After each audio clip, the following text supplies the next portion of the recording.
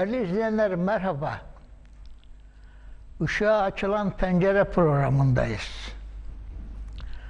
Işığa açılan pencere benzetmesiyle neyi ifade ettiğimizi önceki programlarımızda sizlerle paylaşmıştım. Yeni izleyecek olanlar için tekrar söylemekte yarar var. Işığa açılan pencere, biz insanların gönlündeki kapıdır. Allah'ın ilmine, onun lütfu ve bereketine açılan penceredir. Bu pencere, ilahiye doğru açılan bu kapı, bütün insanların gönüllerinde mevcuttur. Nasıl farkına varırız? Yönelirsek o kapıyı buluruz. Neye yöneleceğiz? Cenab-ı Allah hangi istikamet üzere olmamızı bize Kur'an-ı Kerim'de haber veriyor. Sırat-ı müstakim üzere hareket edeceğiz. Yani dosdoğru Tanrı'ya giden, Cenab-ı Hakk'a giden yola koyulacağız. Bunu yaparken denge düzenini bozmamaya özen göstereceğiz. İşte bugün sizlerle denge düzeniyle ilgili bir konuyu ve bir Kur'ansal kavram ile Hz. Peygamberimiz sallallahu aleyhi ve sellemin hadisini paylaşacağım. Değerli izleyenlerim, biz insanlar toplumlar oluşturarak yaşıyoruz. Böyle yapmakla da iyi ediyoruz. Çünkü toplumsal yaşam içerisindeki iş bölümü olmasa yaşamlarımızı idame ettirmekte büyük sıkıntılar, zorluklarla karşılaşırız. Ancak toplumsal yaşamın içerisinde yine insanların birbirleriyle ilişkileri sırasında gösterdikleri davranışlardan kaynaklanan bazı sorunlarla da karşılaşıyoruz. Az önce sırat-ı müstakim kavramından söz ederken denge düzeninden bahsetmiştim.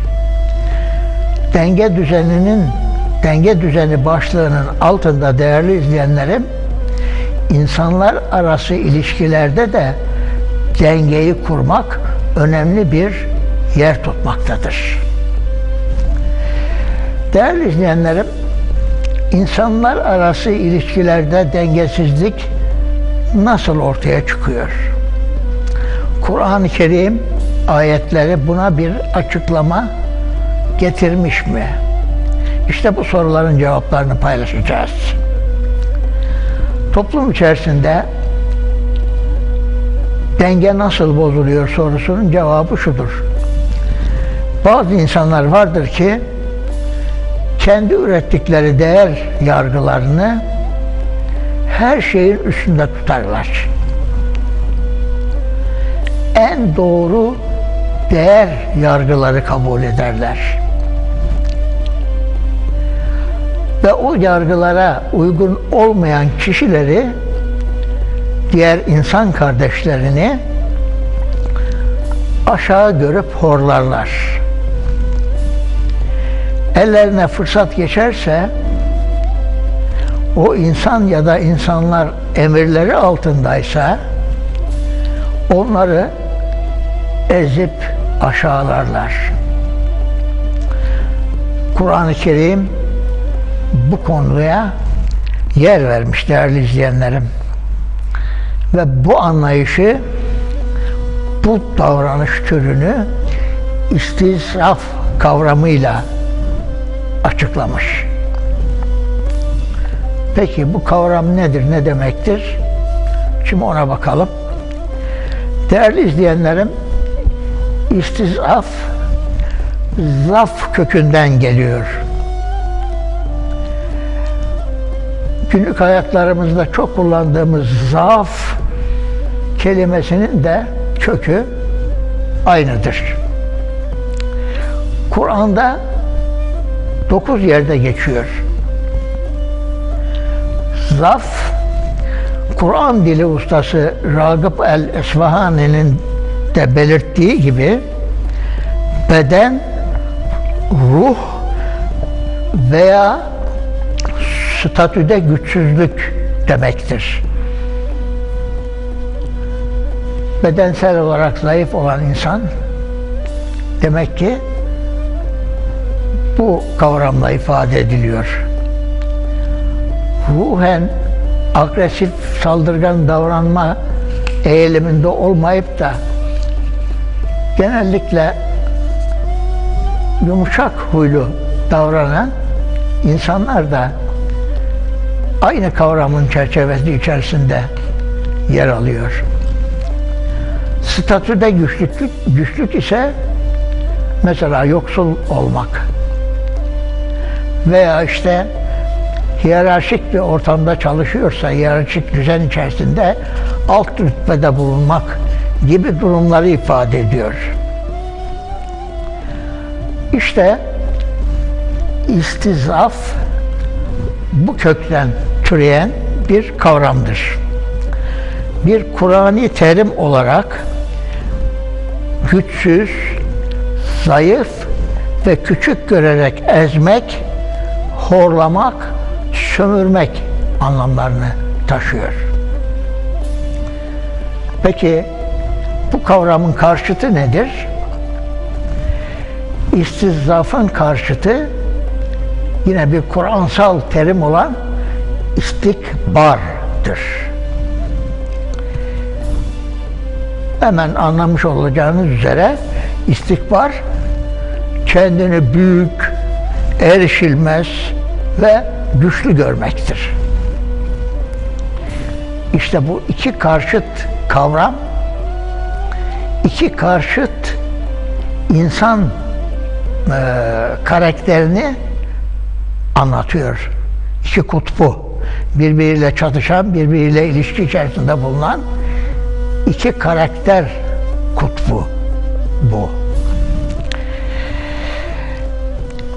İstizafı güçsüz, zayıf ve küçük görerek ezme, horlama ve sömürme davranışını iyi anlayabilmek için istikbarı, yani kendini büyük, erişilmez ve güçlü görme kavramını da iyi tanımak gerekiyor değerli izleyenlerim. Değerli izleyenlerim, Kur'an hayat ve oluşun insanlık sahnesindeki görünümünü peygamberlerin temsil ettikleri iman ve ışıkla onların karşısına dikilen inkar ve karanlığın mücadelesini bir istizaf, istikbar, yani ezilenlerle büyüklenenler çatışması olarak görüp göstermektedir. Özetle ifade edecek olursak, dünya hayatlarımız içerisinde bu iki kutbun çatışan diyalektiğini yaşarız. Bu çatışmada yaratıcı kudret, alemlerin Rabbi Allah, istizafı, yani horlanıp ezilenleri, küçük görülenleri temsil edenlerin yanında yer alıyor. Bunu Kur'an-ı Kerim ayetlerinin açık beyanından öğreniyoruz. Bu konudaki bir ayet mealini paylaşalım. Araf suresi 130. ayete gidiyoruz. Şöyle buyurulmuş: şanı yüce olan Allah, yeryüzünün doğularına ve batılarına ezilip horlanmaya maruz kalanları hakim kılmak ister.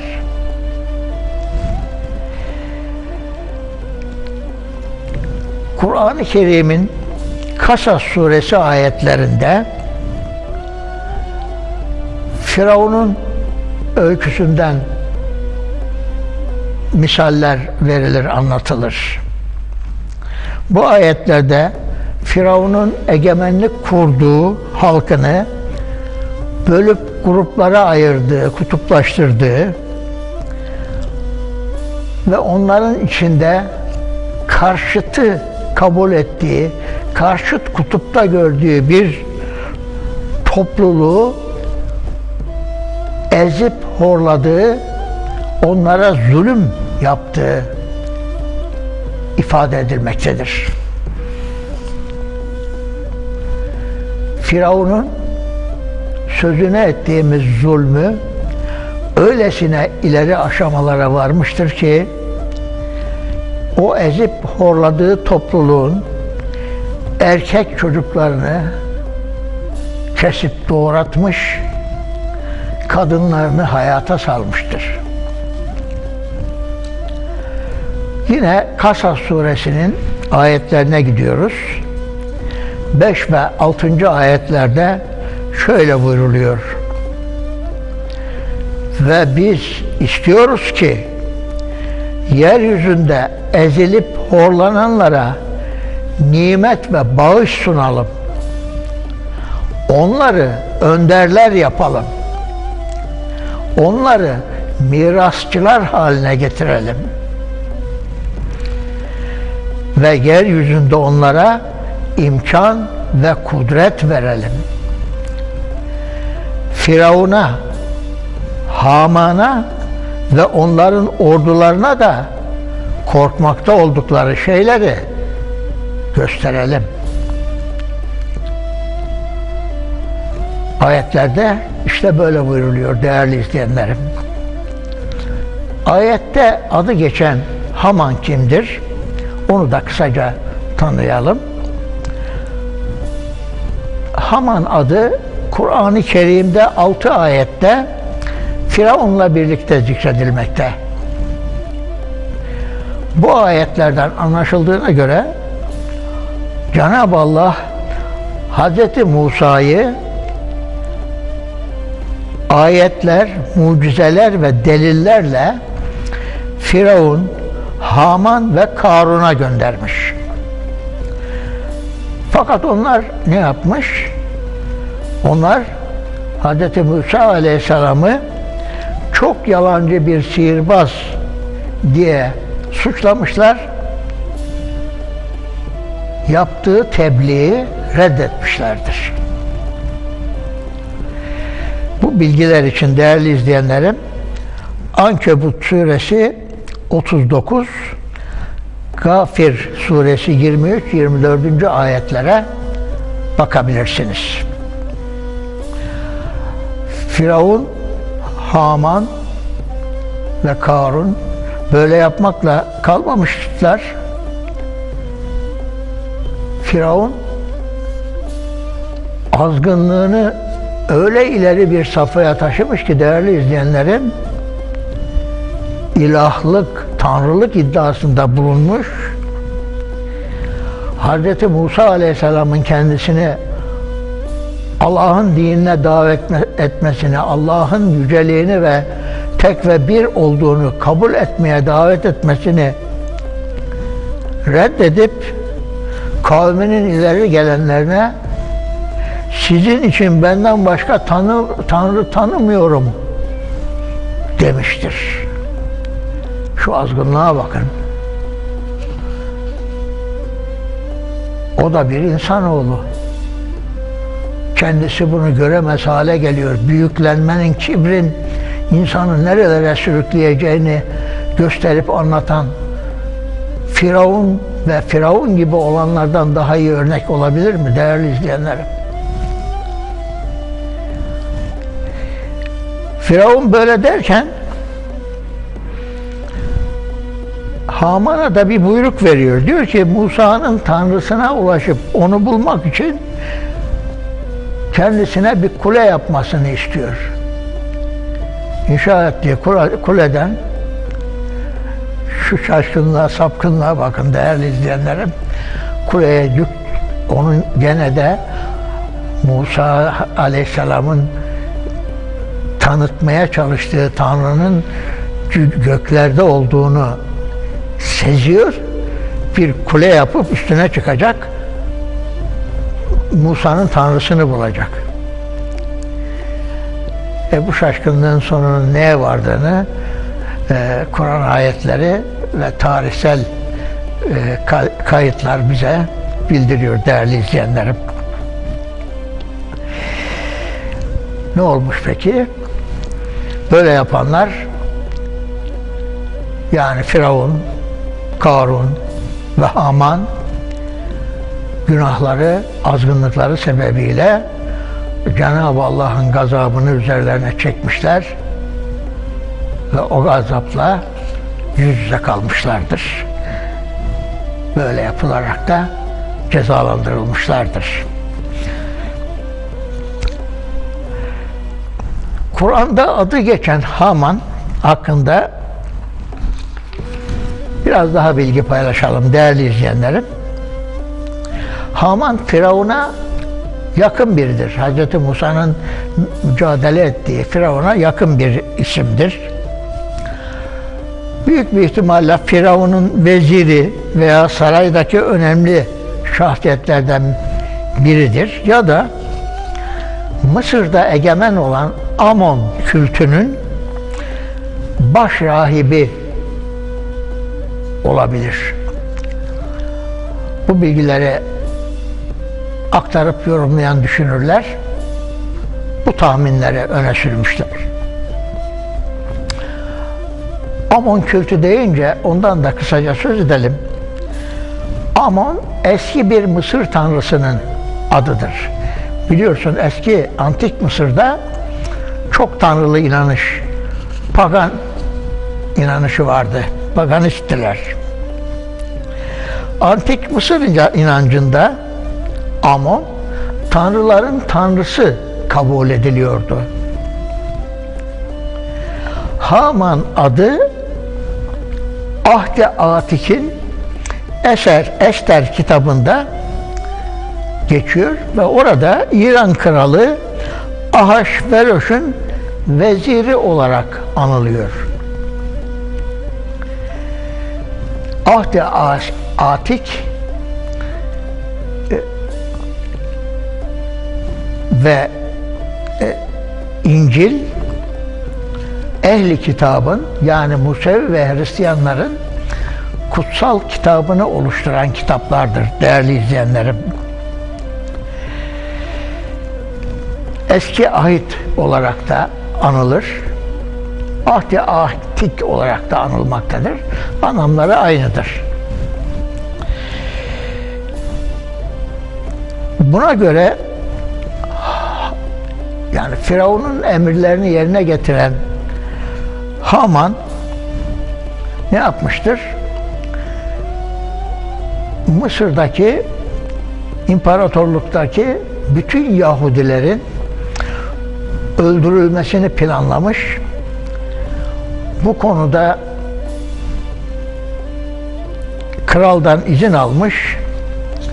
Fakat Yahudi asıllı olan kraliçe Ester'in son andaki müdahalesi üzerine Yahudilerin yerine onların düşmanları katledilmiş. Vezir Haman da oğullarıyla birlikte asılarak idam edilmişlerdir. Ester kitabındaki bilgi böyle. Bu olay Ester kitabının anlattığına göre İran kralı Ahasveroş'un zamanında cereyan ediyor.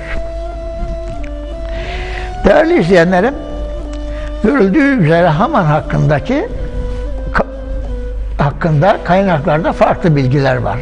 Ama her halükarda bu kişi azgın, doymaz, tağut, şeytanlaşmış bir benliğin hizmetkarlığına soyunmuş, zulümü uygulayan bir karakter olarak karşımıza çıkıyor. Değerli izleyenlerim, Kasas suresinin okuduğum ayetlerinde zalim Firavun'un mazlumları ezmesinden yola çıkılarak bir evrensel ilke dile getiriliyor.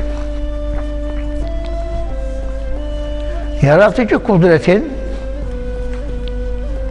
Cenab-ı Hakk'ın müstazafı, yani itilip ezilip horlananları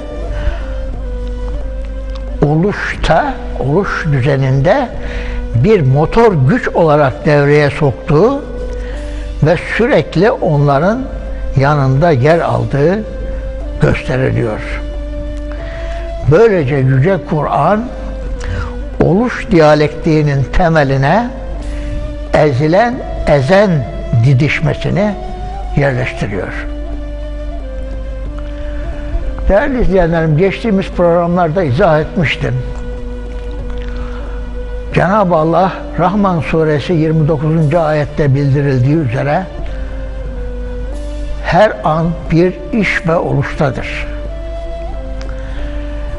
Burada bahsedilen oluşla okuduğum, mealini aktardığım surenin verdiği oluş aynı kavramdır. Nedir? Değerli izleyenlerim, Allah Teala her an yaratmaktadır. Onun kudretiyle ortaya çıkan yaratış, dünyamızda, kainatta oluşma süreçleri halinde kendini gösterir. Yani bir örnek verecek olursak, toprağa ekilen bir tohum çatlayıp yarılıp filiz verdiğinde bir oluş süreci başlamıştır. O filiz büyüyecek, sebze veya ağaç olup tohum verecektir. O tohum tekrar toprağa dönecektir. Yeniden bir oluş sürecinin öznesi olacaktır. Aynı şeyi canlılar içinde, diğer canlılar içinde örnekleyerek anlatabiliriz değerli izleyenlerim. İşte bu oluş diyalektiği o perspektiften bakarak izah ettiğimizde ezenlerle ezilenlerin didişmesi halinde toplumsal yaşamın içerisinde tezahür ediyor, görünür hal alıyor. Toplumları yönetenlerin, idareciler diye andığımız sınıfın işte bu sorunları çözmesi gerekiyor. Yapmaları gereken insanların farklı güçlerde olmalarından doğan dengesizliği kanunlar çıkarıp, adil kanunlar çıkarıp, hukukun üstünlüğüne riayet edip, uygulayarak hakkaniyeti sağlamalarıdır. Bir tarafı güçlü kılıp öteki tarafı, zayıf durumda kalan tarafı ezdirmek, firavunlaşmak oluyor değerli izleyenlerim.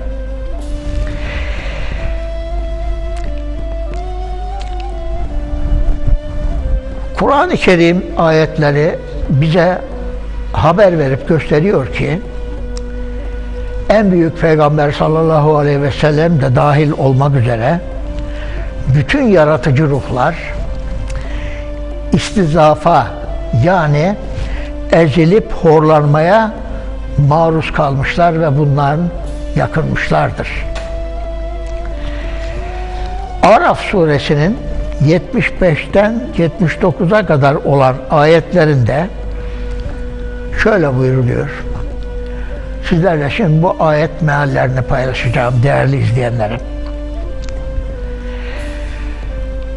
Toplumundan, kavminden kibre saplanmış kodamanları, içlerinden inanıp da baskı altında tutulan ezilenlere şöyle dediler: siz Salih'in gerçekten Rabbi tarafından gönderildiğini biliyor musunuz? Onlar, yani ezilenler ve Salih'in mesajına, Hazreti Salih'in mesajına inananlar şöyle cevap veriyorlar değerli izleyenlerim. Onun aracılığıyla gönderilene gerçekten inanıyoruz dediler. Kibre saplananlar şöyle konuştu. Biz sizin inandığınızı inkar edenleriz. Bu arada dişi deveyi boğazladılar ve Rablerinin emrinden dışarı çıkıp şöyle dediler. Ey Salih! Eğer Allah tarafından gönderilenlerdensen bizi tehdit ettiğin şeyi önümüze getir. Bunun üzerine onları o şiddetli sarsıntı, o korkunç titreşim yakaladı da öz yurtlarında yere çökmüş bir hale geldiler. Nihayet Salih onlardan yüzünü döndürüp şöyle dedi. Ey toplumum! Ant olsun ki Rabbimin mesajını size tebliğ ettim. Size öğüt verdim. Ama siz öğüt verenleri sevmiyorsunuz. Ayetlerde değerli izleyenlerim, inkar edip sapanların hangi akıbetle karşılaşacağı çok canlı bir tasvirle gözlerimizin önünde canlandırılarak gösteriliyor. Değerli izleyenlerim, ayetlerde adı geçen Hazreti Salih Aleyhisselam Semud kavmine Allah tarafından uyarıcı elçi olarak gönderilen kişidir. O da diğer Allah elçileri gibi kavmini Allah'ın varlığına, birliğine, imana davet etmiş, Allah'ın onlara lütfettiği nimetleri hatırlatmıştır. Peygamberliğine işaret olmak üzere Hazreti Salih'in Allah'tan bir deve geldiğini, ona kötülük etmemelerini, yeryüzünde bozgunculuk yapmamalarını, aksi takdirde acı azaba uğrayacaklarını kavmine tebliğ edip bildirmiştir. Ne var ki Semud kavminin zengin ve kibirli kodamanları Hz. Salih'in bu tebliğatını, bu uyarılarını zerre kadar dikkate almamışlar. Allah'ın lütfu olan, böyle olduğu bildirilen deveyi kesmiş ve ey Salih! Eğer Allah tarafından gönderilenlerdensen bizi tehdit ettiğin şeyi önümüze getiriver diyerek şanı yüce olan Allah'a meydan okuma gafletinde bulunmuşlardır. Bunun üzerine Cenab-ı Hakk'ın gazabı üzerlerine inmiş, yerle yeksan edilmişlerdir.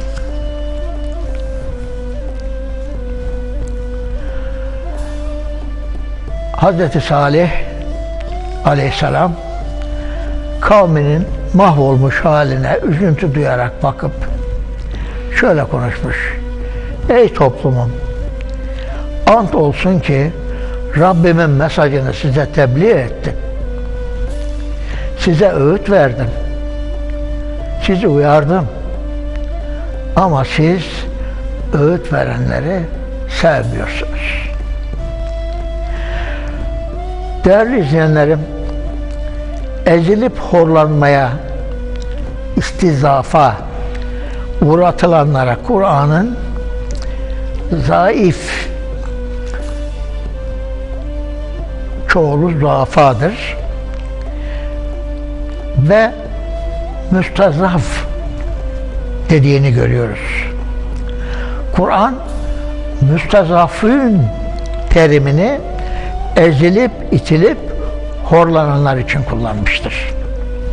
Yine Kur'an'a göre müstazaflar, yani ezilenler için savaş vermemek insanoğlunu Allah karşısında çetin bir sorgulama ile yüz yüze getirecektir.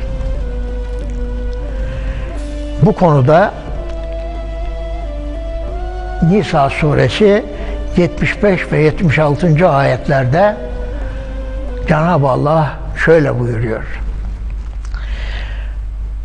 size ne oluyor da Allah yolunda ve ey Rabbimiz bizi, halkı zulme sapmış şu kentten çıkar, katından bize bir dost gönder, katından bize bir yardımcı gönder diye yakaran mazlum ve çaresiz erkekler, kadınlar, yavrular için savaşmıyorsunuz.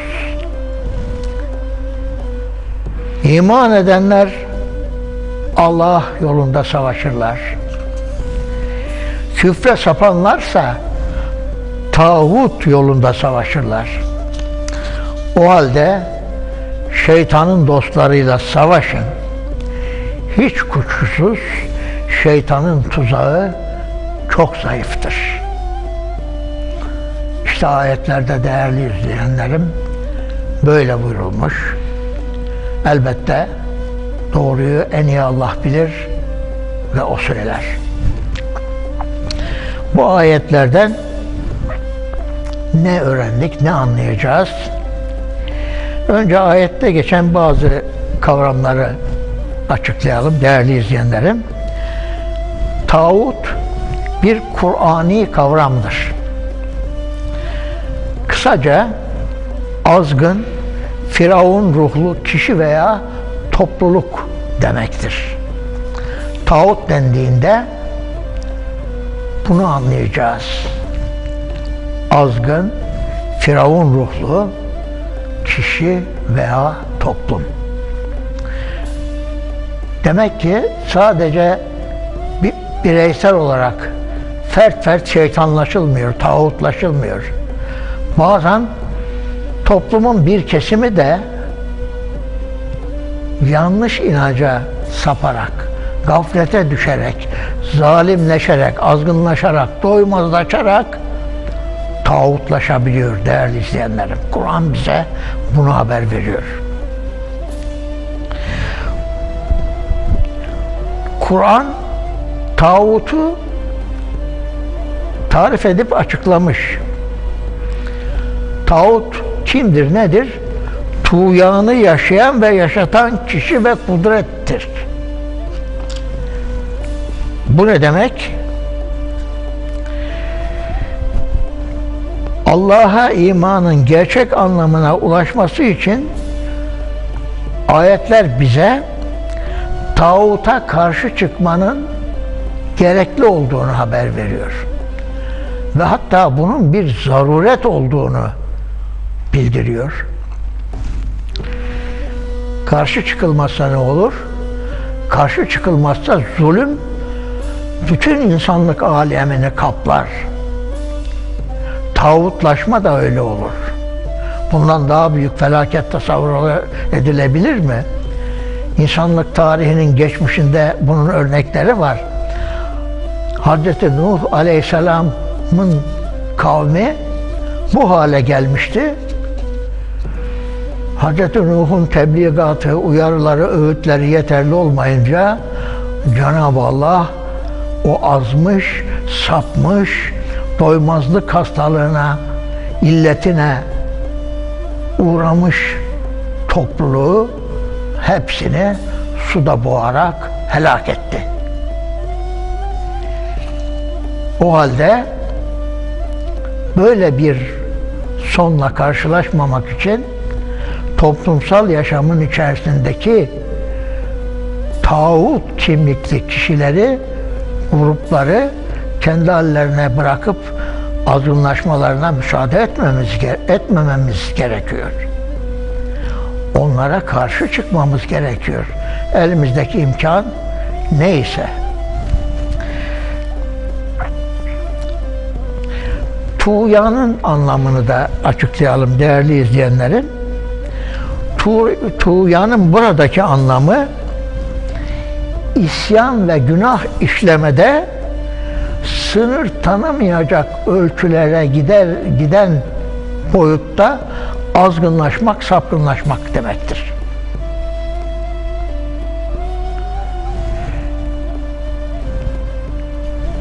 Yani Allah'a isyan ve günah işlemede sınır tanımama durumu değerli izleyenlerim. Tağutun bir başka özelliği var. Bu çok önemli değerli izleyenlerim. Tağut, ruh ve şuur sahibi put oluyor. Bu ne demek? Ruh ve şuur sahibi put, ilahlaştırılmış insan demektir değerli izleyenlerim. Hiçbir insan öteki insanı gözünde, gönlünde, inanç dünyasında ilahlaştırmayacaktır. Çünkü tek bir ilah vardır. Tek ve bir Allah vardır.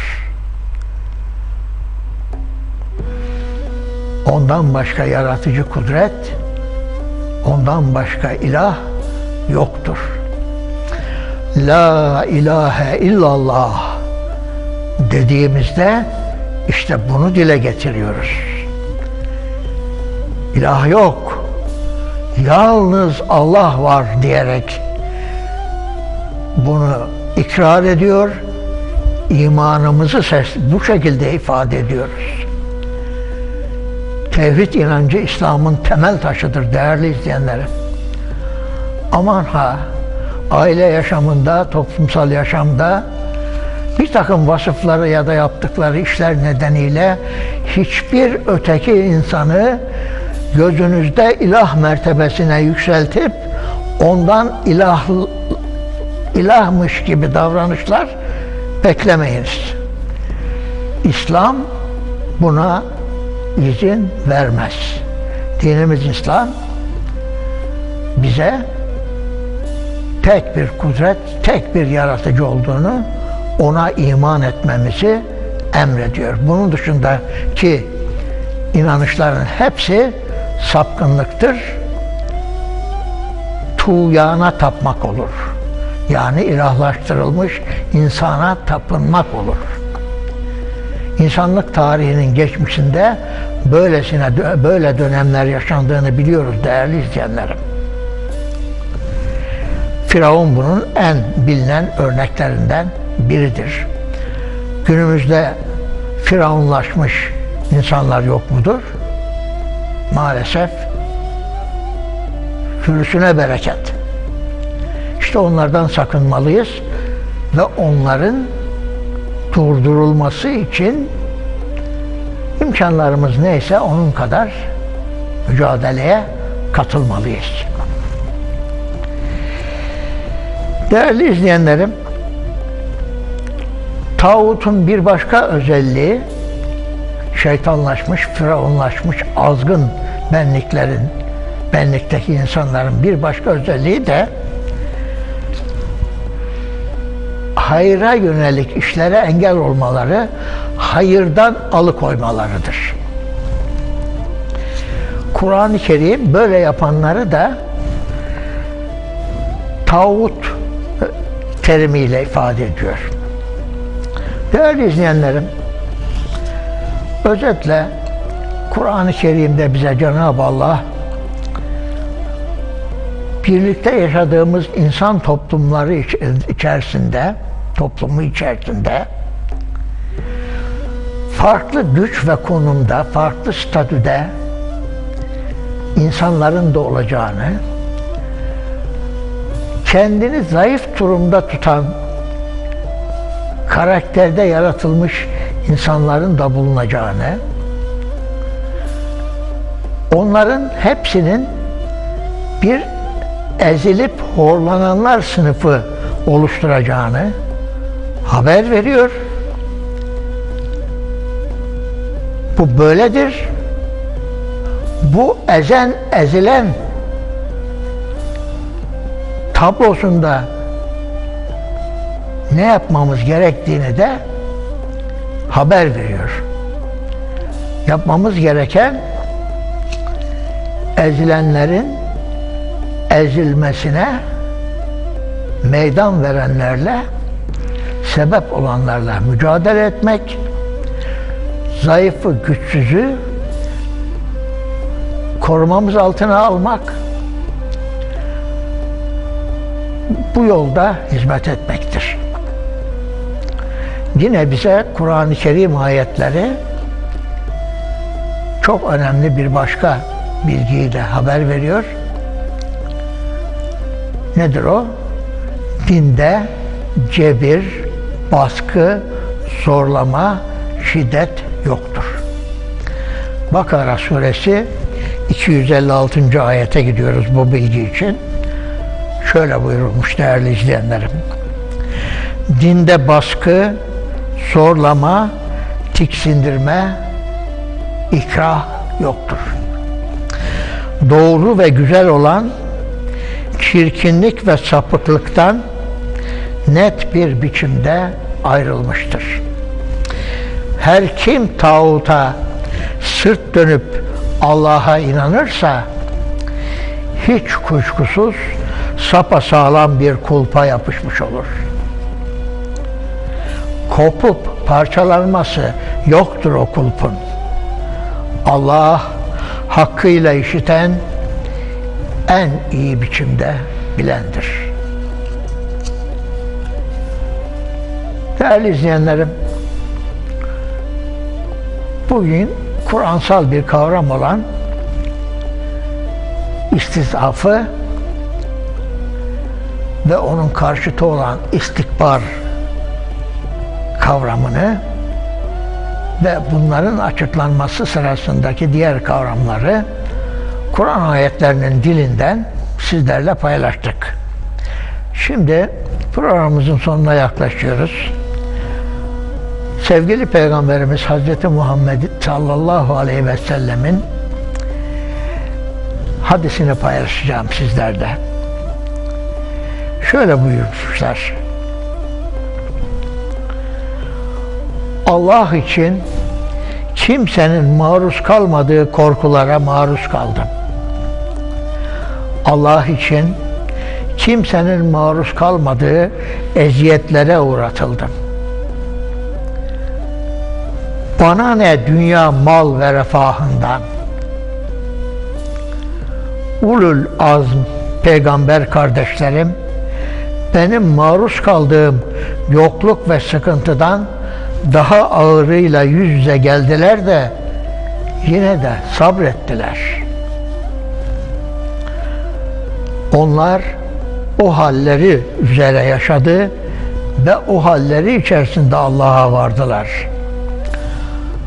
Allah da onların sonsuzluk yurtlarını yüce tuttu ve ödüllerini artırdı. Hal böyle olunca ben kalkar geçimimde bolluk ve refah içinde yüzersem onların önünde yarın kusurlu kalırım. Utanırım. Benim için en sevimli şey dostlarıma, kardeşlerime ulaşmıştır. Allah elçisinin bu hadisi onun ölümünden bir ay kadar önceki bir konuşmasıdır değerli izleyenlerim. Eşi Hazreti Ayşe annemiz sevgili Peygamberimizden biraz daha dünyalık tedarik etmesini isteyip söylediğinde Resuller Sultanı işte böyle konuşmuştur. son Resul sallallahu aleyhi ve sellem çilelerin en ağırlarına göğüs gererek sürdürdüğü tebliğ ve hizmet için hak rızası dışında hiçbir şey beklememiştir. O sallallahu aleyhi ve sellem biliyordu ki aydınlık ve güzelliğe götürenler tebliğ ve hizmetleri karşılığında ücret beklemeyenlerdir. Onun, sevgili Peygamberimiz sallallahu aleyhi ve sellemin büyük görevine karşılık beklediği tek karşılık yine Cenab-ı Hak tarafından belirlenmiştir. Nedir o? O, sevgili Peygamberimizin ehl-i beytine sevgi ve saygı göstermektir değerli izleyenlerim.